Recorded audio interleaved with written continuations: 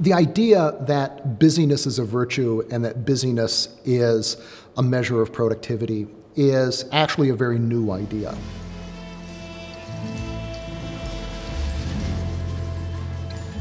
I think all over the world, if you ask people how you're doing, the answer is, oh, I'm so busy.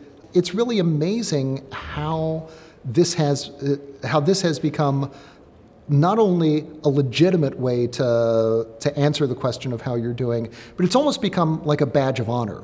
You know, if you're not overcommitted, if you haven't slept enough, if you don't have a lot going on, it's almost like you're doing it wrong now.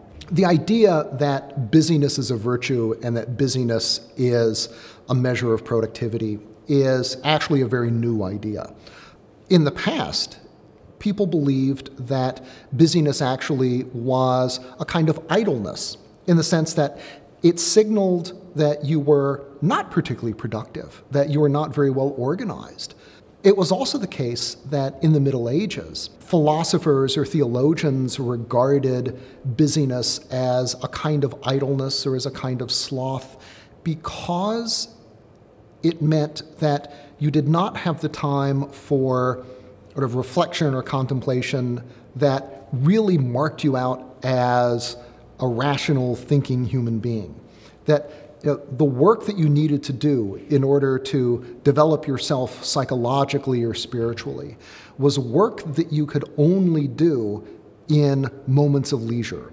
When you are young and you just start work, you never really question whether it's the case that you could work differently or whether the kind of projection of busyness is itself sort of worthwhile or whether it's a problem.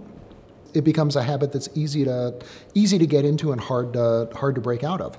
In economies where creativity is highly valued, where you're working on many open-ended projects perhaps, it's often hard to know when you're done, or it's hard for your bosses to know how productive you're being if you're working on something that's going to, that will be finished months and months from now, or that involves many, many people.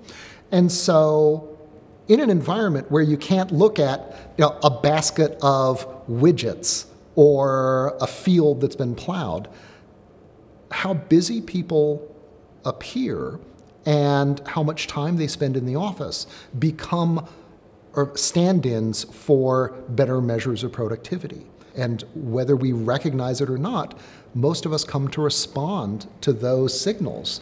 And as a way of looking productive, come to learn to behave like we're busy, to believe that we're busy and that we have to be.